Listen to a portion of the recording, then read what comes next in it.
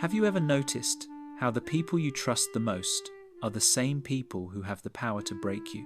It's almost paradoxical that the doorway to love, closeness, understanding, and connection is the very same doorway through which betrayal, abandonment, and disappointment can enter.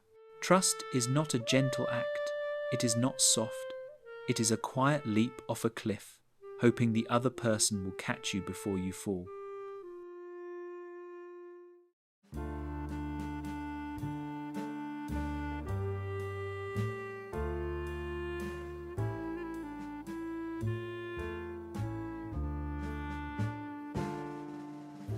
You learn the meaning of trust long before you understand the word. A child reaches up, arms stretched out, expecting to be held. Not because they analyze or evaluate, but because their heart assumes safety exists somewhere outside themselves. That is trust in its purest form, the unquestioned belief that someone will show up, and when they do, the world feels warm, almost gentle. But when they don't, something inside you begins to shift. A subtle tightening, like a door slowly closing that once swung open without hesitation. As you grow, trust becomes less about instinct and more about risk. You carry memories of hands that held you and hands that let go too soon. You begin to give your trust in fragments, in measured pieces, always balancing the desire to be known with the fear of being hurt. You don't say it, but deep down, you know. Whoever holds your trust holds your heart in their hands, and hearts bruise easily. It's why even the smallest betrayals cut so deeply. A broken promise, a changed tone, a sudden distance. These things do not wound because the act itself is large, but because trust magnifies everything. When you let someone close, you give them access to the most unguarded parts of you, your hope, your softness, your fears. You let them into the room where the truth of who you are sleeps. And once they're inside, even their footsteps can shake you. Trust is a gift without armor. A flower placed in someone's palm with no guarantee they will protect it, and yet you offer it anyway, again and again.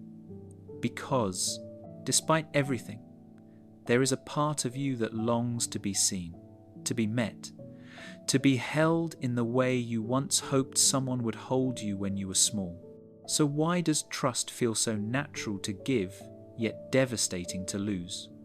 Because trust is not built in the mind, it is built in the heart.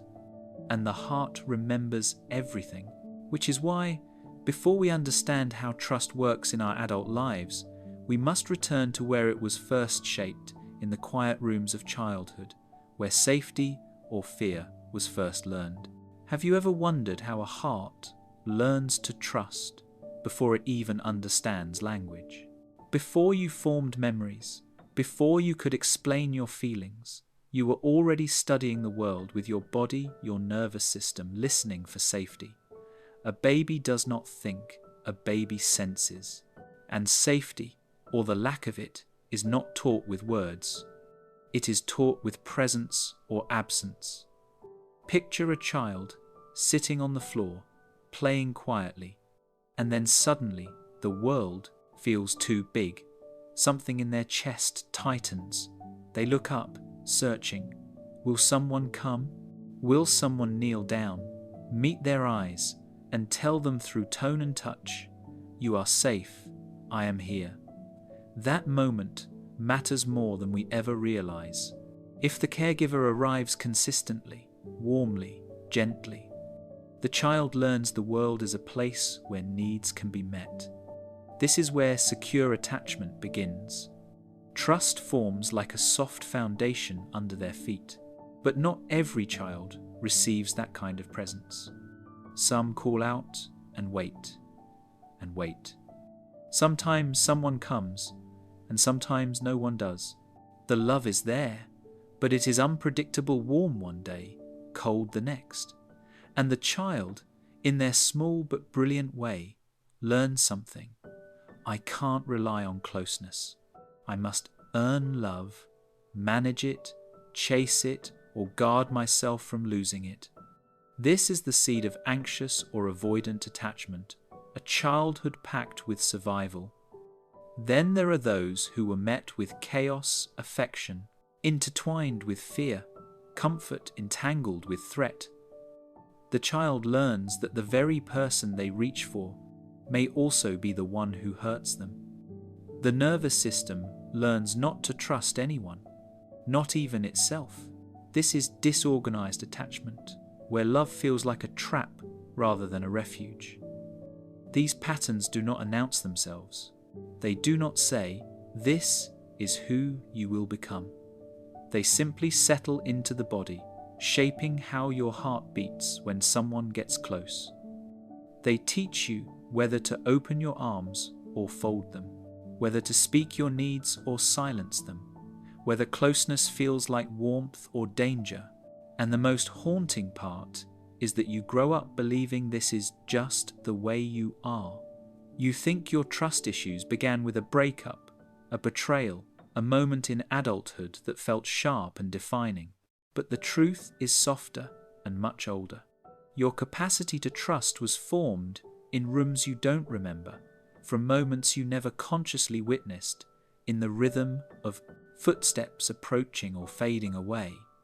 Your adult relationships are built on promises made to you before you could speak. And to understand how trust manifests now, we must look at the masks you learned to wear to protect that early wound. Have you ever wondered why you act differently when someone gets close to your heart? Why your tone shifts, your guard rises, your smile becomes just slightly rehearsed? We grow up believing that our personality is simply who we are, but personality is often just defense. A carefully assembled mask crafted in childhood and worn into adulthood, not to express who you are, but to protect who you were. At some point, you learn that closeness is dangerous. That trust requires exposure. So you adapted. You became who you needed to be to avoid being abandoned again. And the adaptation felt so natural, so rehearsed, that you stopped noticing it. You started calling it just the way I am. Some of us become the overgiver. You might recognize this in yourself.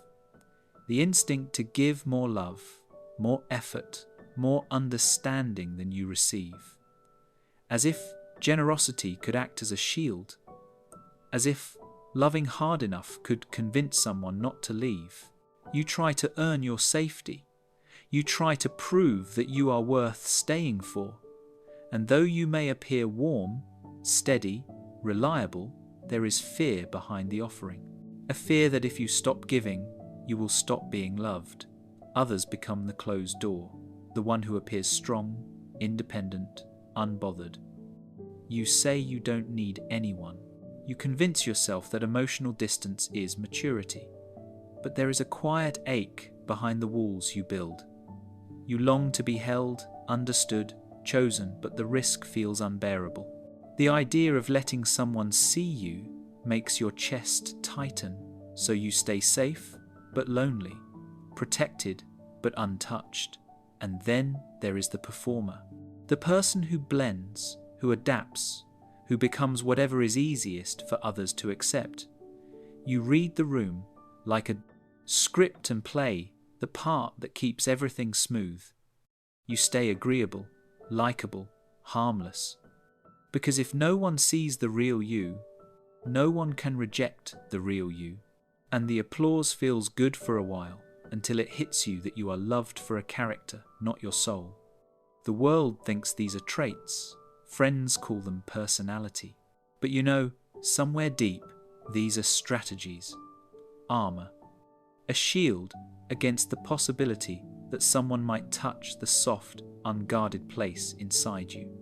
The place that remembers being hurt. And this is the quiet tragedy of the adult who has learned not to trust. You crave closeness, yet fear the vulnerability that closeness demands. You want to be held, but refuse to open your arms. So you live between longing and self-protection, between desire and retreat, always balancing love against fear. but the body cannot live in that tension forever. To understand why trust feels so fragile now, we must look deeper into the biology of what your heart and brain are trying to protect. Why does trust feel so heavy, so delicate, so easy to break, and nearly impossible to rebuild? You might think trust is an emotional experience, something of the heart, but trust is first a calculation made in the brain, deep in the old architecture of your nervous system, long before you ever realize what you're feeling. Inside you, there is a constant negotiation happening between two forces: the amygdala, which scans for danger, and the prefrontal cortex, which searches for meaning, patterns, and connection. When you decide to trust someone, even in small ways, these regions communicate. The amygdala whispers, "Is this safe?" The prefrontal cortex responds, "I remember warmth here. I remember kindness. Let's try." Trust is a biological gamble, your brain choosing connection over protection.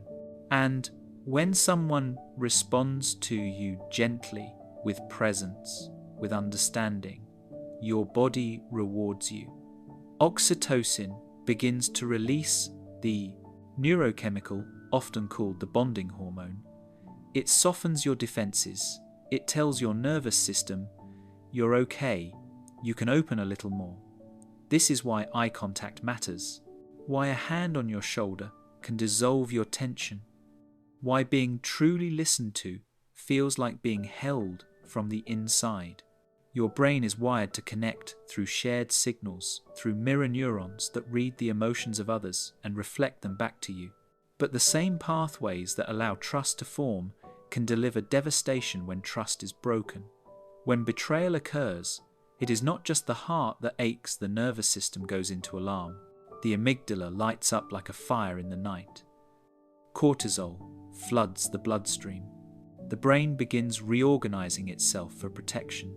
You don't just lose trust in the person who hurt you, your brain starts to question people. Connection itself begins to feel unsafe. Psychologists call this betrayal trauma, when the person you depended on for safety becomes the source of the wound. It creates a fracture that logic alone cannot mend. Because breaking trust does not simply erase warmth, it rewires how the brain interprets closeness. Rebuilding trust is not just an emotional challenge, it is a neurological reconstruction. Your brain must slowly learn again that vulnerability does not guarantee pain, and this rebuilding takes time. Not because you are weak, not because you are dramatic, but because your nervous system is trying to keep you alive. So when trust feels fragile, when your chest tightens at the thought of opening up, when you hesitate where others seem to move easily, understand this: your body is protecting you in the language it learned long ago. So trust is not just emotional, it is chemical, neurological, evolutionary. And to see how deeply this affects your relationships, we must now step into the shadow side, where trust turns into fear, and fear shapes love. Why does betrayal feel like it reaches deeper than pain? Why does it strike not just the heart, but the very ground beneath you? When someone you trusted wounds you, it's not the action alone that hurts, it's the meaning behind it. Betrayal is the breaking of a world you thought was safe. It is the realization that the doorway you opened in innocence became the path someone used to walk straight into your soul and leave destruction behind. You don't grieve the person, you grieve the version of yourself who believed in them. Think of a moment when you let someone see you without your armor. Maybe you shared something fragile, a fear, a memory, a part of your heart that still trembles when touched. You offered it gently, hoping it would be held with care, but instead it was dropped, dismissed, or used against you. That is not simple disappointment. That is emotional assassination pain delivered from the inside by someone you let inside. Trust turns to weapon not by accident, but by access. Anger from a stranger stays at the surface. Betrayal from someone you trusted becomes a scar that shapes how you love, how you speak, how you breathe around others. It rewrites your nervous system, teaches your body that closeness is a threat, so you become cautious, strategic, guarded. You may tell yourself, "I don't trust anyone," and it feels like strength. It feels like wisdom earned in blood. But look closely. Beneath that statement is grief. Grief for the part of you that once loved freely. Grief for the child who once reached out without fear. What feels like armor is often a tomb for the softness you buried to survive. And yet, this hardened self is praised. People call you strong, resilient, unshakable. They admire your independence, your composure, your distance. But they don't see the quiet ache of being untouched. They don't see how every warm moment becomes a negotiation with fear. How every attempt at connection is filtered through suspicion. How love begins to feel like walking barefoot on glass. Unresolved trust wounds rarely remain quiet. They echo, they shape patterns. They become the shadow that follows you into every relationship. The hesitation before letting someone close, the overthinking, the testing, the pulling away the moment something feels too real. You think you are protecting yourself from pain, but in truth, you are protecting yourself from life, because connection, intimacy, closeness all require risk, the risk you once took so easily. So the question becomes not just who hurt you, but who did you have to become to survive it? To understand why we stay trapped in these patterns, we must look at the world around us, the culture that glorifies self-protection and mistakes emotional walls for emotional maturity. Have you ever noticed how the world romanticizes trust as something pure, effortless, and unquestioning? You were taught from a young age that loyalty is noble, that forgiveness is strength, that love means staying, even when it hurts. Stories, movies, songs, even family expectations repeat the same message. A good heart trusts, a good heart endures. But no one warned you that sometimes the heart you are protecting is being quietly drained. From childhood, you were told to share, to be kind, to give people the benefit of the doubt. You learned that doubt itself was a flaw, a sign of coldness, cynicism, or hardness. So you tried to be warm. You tried to be understanding. You learned to quiet the voice in your chest that whispered, "Something feels wrong here." And society applauded you for it. They called you loyal, patient, mature. But what if loyalty slowly became submission? What if forgiveness became self-erasure? Romantic culture paints love as unconditional, as if love must remain even when trust has been shattered. You hear phrases like, "If you really love someone, you never give up on them." But that idea can trap you, because not every bond is meant to be saved. Not every heart that once held yours still knows how to hold it gently. Friendship culture is no different. We glorify lifelong bonds, ride or die, loyalty, promises of forever. And in the name of maintaining connection, you silence your needs, your boundaries, your intuition, just to avoid being the one who ruined something. You stay longer than you should. You explain more than you need to. You feel guilty for choosing yourself. Cultural narratives have taught you that trust is a virtue, but they forgot to teach discernment. Real trust is not blind. Blind trust is abandonment of the self. You are not supposed to hand your heart to everyone who asks. You are not supposed to stay where your chest tightens and your peace collapses. You are not supposed to confuse emotional endurance with emotional devotion. The truth is, trust is not something you owe.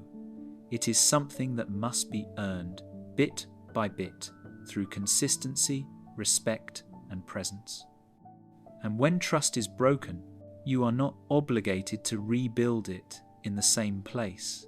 Yet, you hesitate, you question yourself, because you were taught that leaving is failure, that protecting your heart is selfish.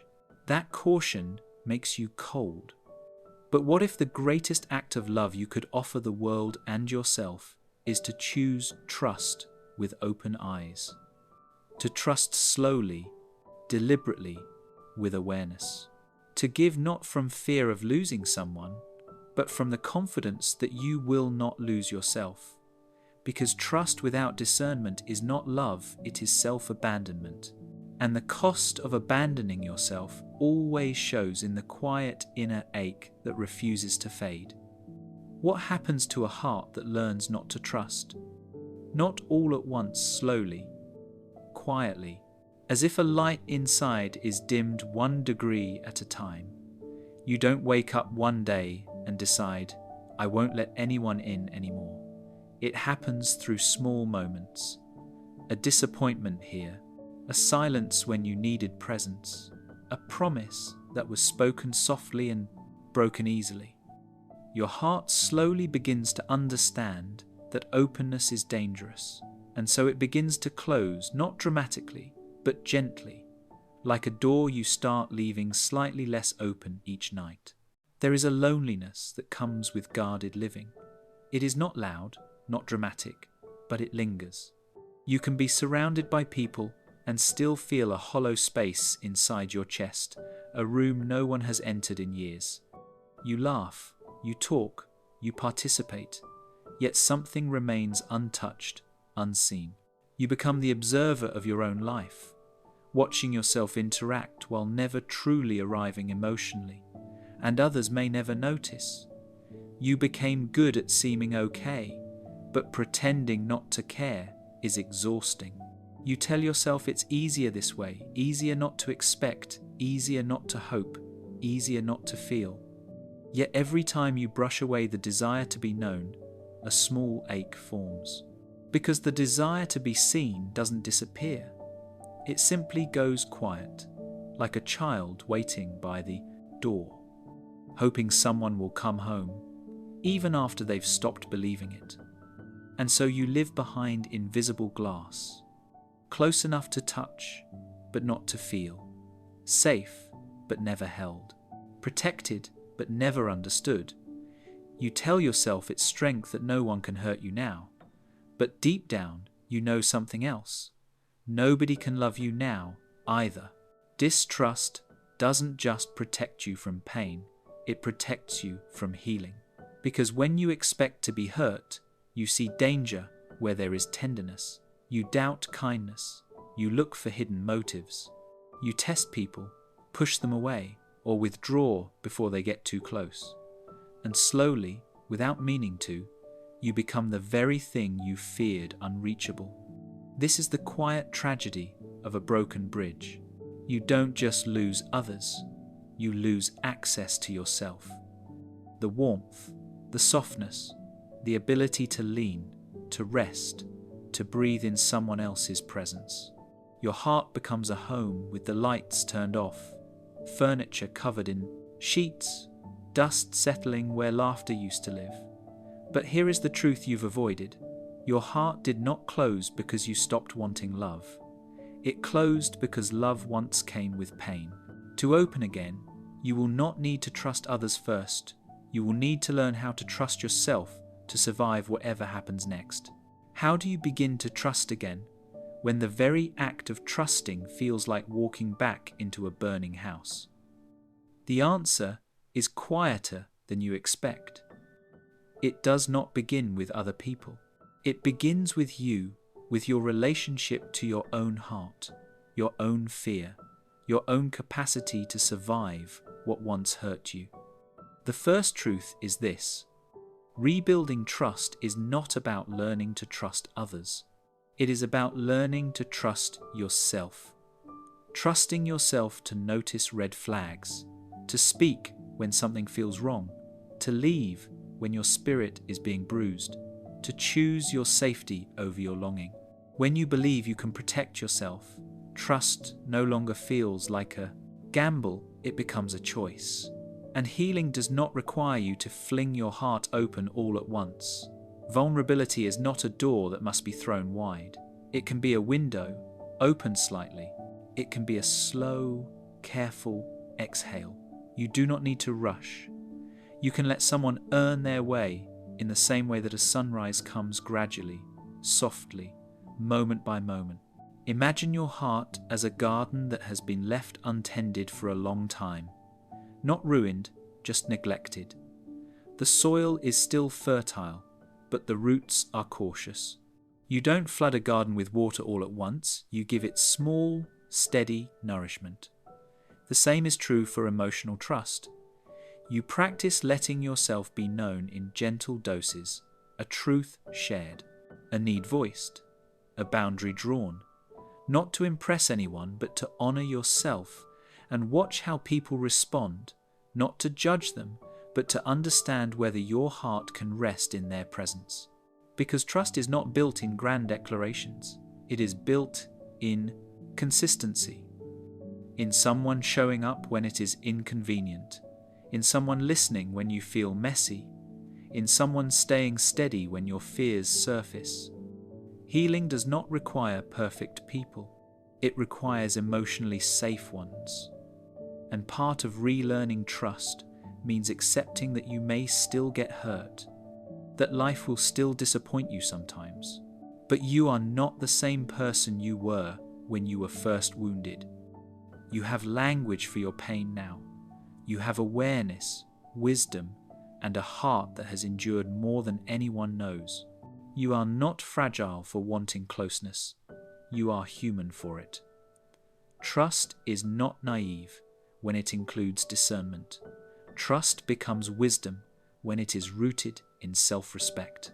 And the moment you choose to open your heart again, not because you need someone to save you, but because you finally believe you can save yourself, that is the moment trust becomes courage. Now, there is only one question left. If trust begins with you, then what does it mean to truly be seen? Have you noticed how the hardest thing to do is often the simplest? To reach out your hand again, to open your chest even slightly after the world has taught you to close. Trust is not an act of certainty, it is an act of courage. And courage has never been the absence of fear. It is the willingness to move while fear sits trembling inside your ribcage. Think back to the beginning, to the image of a child reaching up, small, open, hopeful. That child still lives inside you, even after heartbreak, even after disappointment, even after you learn to build doors, walls, entire cities around your heart. There is still a part of you that wants to be seen without being asked to explain, a part that wants to rest in someone's presence the way you once believed love should feel, natural, unforced, warm. To trust is to say, here I am, not perfect, not healed, just real. And yes, you may be hurt again. The world will never offer guarantees. But a life lived entirely behind armor becomes a life without warmth, a life without laughter that reaches the eyes, a life where every moment of connection is filtered, monitored, measured, controlled. Safety becomes a cage. Comfort becomes numbness. You survive, but you do not live. To be known is to allow another person to walk into the softest rooms of your being, the rooms you once locked. And not everyone will treat those rooms gently, but someone will. Someone who does not admire your mask, but is moved by your humanity. Someone who listens the way silence listens. Someone who stays not because you perform for them, not because you give endlessly, not because you shrink your needs, but because they recognize something in you that feels like home. Trust will always be a risk, but so is loneliness, so is hiding, so is pretending you don't care. You can spend your life protecting yourself from pain, or you can allow your life to be touched by meaning.